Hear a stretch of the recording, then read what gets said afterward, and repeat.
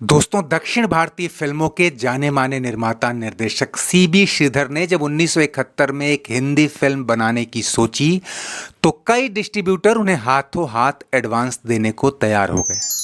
श्रीधर, जिन्होंने अपने पूरे जीवन काल में 50 से ज़्यादा फिल्में डायरेक्ट की, उस समय भी 20 फिल्में डायरेक्ट कर चुके थे, जिनमें से ज़्यादातर तमिल थी। हालांकि उन्होंने 3 हिंदी फिल्में भी बनाई थीं, लेकिन यह पहली बार था जब बतौर निर्माता और निर्देशक किसी हिंदी फिल्म में हाथ लगा रहे। और इस नई फिल्म की कहानी भी धमाकेदार थी। ये एक एक्शन थ्रिलर फिल्म थी जो दर्शकों को शुरू से आखिर तक बांधे रखने का मादा रखती थी। श्रीधर को इसके लिए एक नए चेहरे की तलाश थी। फिल्म में एक हीरो था, दूसरा एंटी हीरो और विलन होकर भी गायब था। यानी पूरी फिल्म जिस विलेन का पर्दाफाश करने में दमखम झोंक देती है, उसका चेहरा कुछ एक मौकों पर ही दिखना था। असली पेंच इस हीरो और एंटी हीरो को लेकर था। पूरी कहानी इस एंटी हीरो के इर्द गिर्द घूमती है और कायदे से यही फिल्म का हीरो भी था। लेकिन उस दौर में हीरो वही कहलाता था जिसकी एक हीरोइन भी हो और कुछ नाच गाने भी। और इस पैमाने पर देखें तो जितेंद्र फिल्म के हीरो थे और ये बेचारा शुरू से आखिर तक दर्शकों की नज़र और हमदर्दी बटोरने के बावजूद तब तक हीरो का दर्जा नहीं पा सका, जब तक ये फिल्म रिलीज होने के कई वर्ष बाद इस चेहरे के बदौलत ही याद की जाने लगी। खैर, साउथ की फिल्मों का पैटर्न ही कुछ ऐसा होता है। लेकिन यहाँ हैरानी की बात यह भी थी कि ये लो बजट फिल्म थी, लेकिन जितेंद्र जो उस दौर के चर्चित सितारे थे, उन्हें 3 लाख रुपए की फीस दी गई थी। ये रकम कितनी बड़ी थी, इसका अंदाजा इस बात से मत लगाइए कि इतनी रकम में बाकी अन्य कलाकारों और क्रू मेंबर्स का भुगतान किया गया था, बल्कि इस बात पर हैरान होइए कि जिस बंदे से कहानी शुरू और खत्म होती है और जो पूरे सस्पेंस का केंद्र बिंदु है, उसे इस फिल्म के लिए मात्र 7,000 रुपए दिए गए थे।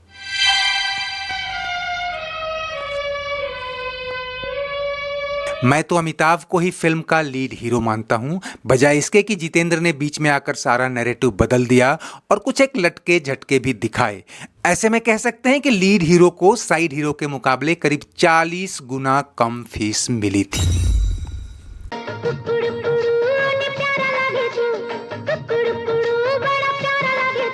खैर, ये बातें बहुत बाद में पता चली, खासकर अमिताभ पर लिखी गई ऐसी किताबों के जरिए। लेकिन उस समय अहम सवाल ये था कि बेहतरीन कहानी, अच्छी स्टार कास्ट और अनुभवी डायरेक्टोरियल सपोर्ट के बावजूद ये फिल्म उतनी क्यों नहीं चली जिसकी हकदार थी। और 2 लीड एक्टर्स की फीस में इतने गैप का हासिल क्या रहा, और आगे चलकर जब स्टारडम का सिक्का पलटा तो 40 गुना ज़्यादा फीस वाला फिर दोबारा किसी फिल्म में इसके साथ क्यों नहीं नजर आया। ये सब जानने से पहले जरा फिल्म की दिलचस्प कहानी से भी रूबरू हो लें। धर्मचंद ओलंपिक बैंक का चेयरमैन है और महीने की 30 तारीख तक इस बैंक का फाइनल ऑडिट होना है। उसकी बेटी हेमा को बेडरूम में उसकी लाश मिलती है और वो सदमे में अपने भाई रतन को इसकी सूचना देती है।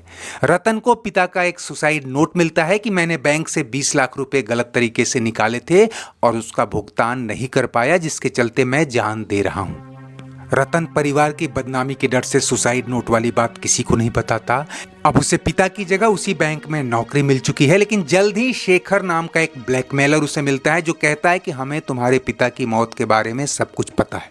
शेखर उसे गैंग के सरगना से मिलवाता है जिसका चेहरा नहीं दिखाई देता और वो सिर्फ माइक पर दूर से ही अपनी बात कहता है।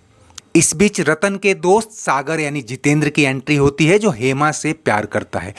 सागर एक सीबीआई ऑफिसर है और ये बात भी उसने खोली नहीं है, और सागर की ही बदौलत ये खुलासा होता है कि ओलंपिक बैंक में घोटाले का मास्टरमाइंड मदन यानी प्रेम चोपड़ा है। और उससे भी बड़ा खुलासा ये कि धर्मदास ने सुसाइड नहीं किया था, बल्कि मदन ने उसकी हत्या की थी और बैंक का पैसा ले उड़ा था। अब बताइए दोस्तों, हीरो कौन?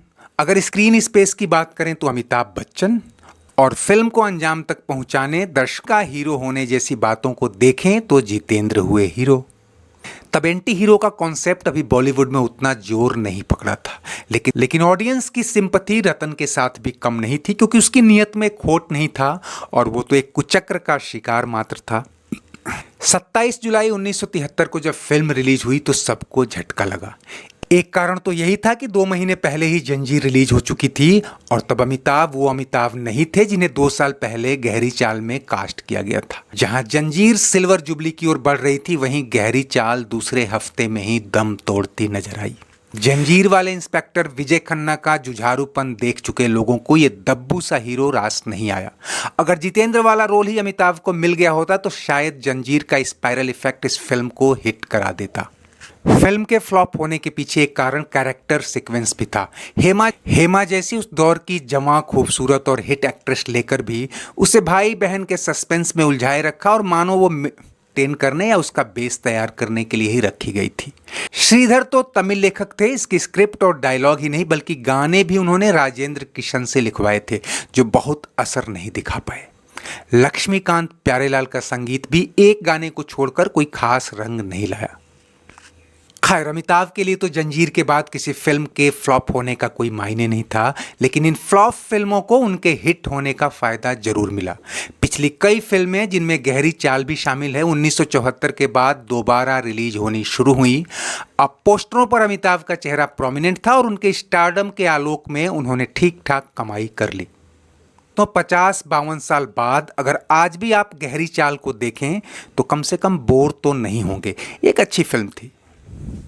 और हाँ, अमिताभ के उत्थान के साथ भले ही दूसरे सितारों का पतन न हुआ हो, लेकिन अब उनके रास्ते में कोई नहीं टिक सका।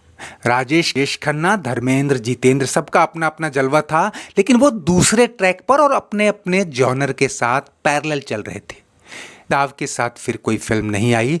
और दोस्तों ये भी बता दें कि 1988 आते आते जो शहंशाह फिल्म अमिताभ से रिजेक्ट होने के बाद जितेंद्र के पास चली गई थी और फिर दोबारा अमिताभ के पास लौट आई, उस दौर में अमिताभ बच्चन की फीस जितेंद्र से 8 गुना ज्यादा हो गई थी। पूरे 80 के दशक भर कोई भी एक्टर फीस के मामले में अमिताभ बच्चन के आसपास भी नहीं फटका। साल 1990 में जब अमिताभ के सितारे गर्दिश में जाते दिखे, तब केसी बोकाडिया ने आज का अर्जुन के लिए उन्हें 1 करोड़ रुपए का ऑफर देकर सबको चौंका दिया। हालांकि 1992 में खुदा गवाह के बाद अमिताभ कुछ समय के लिए फिल्मों से दूर हो गए और तब भी बॉलीवुड तो नहीं, साउथ से ही चिरंजीवी जैसे सितारों ने 1 करोड़ का आंकड़ा पार किया। 1994 में अमिताभ 1 करोड़ की बेसिक फीस के साथ दोबारा ट्रैक पर लौटे और इसके वर्षों बाद तक वह फीस के मामले में भी शहंशाह बने रहे।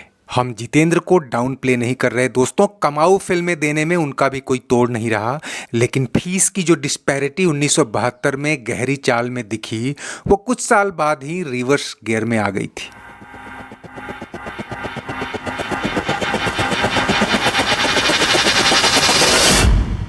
आज बस इतना ही। चलते चलते वीडियो लाइक और शेयर तो कर ही दीजिए। अगर चैनल सब्सक्राइब नहीं किया है तो वो भी करते चलिए। कमेंट बॉक्स में आपकी हर राय का स्वागत है।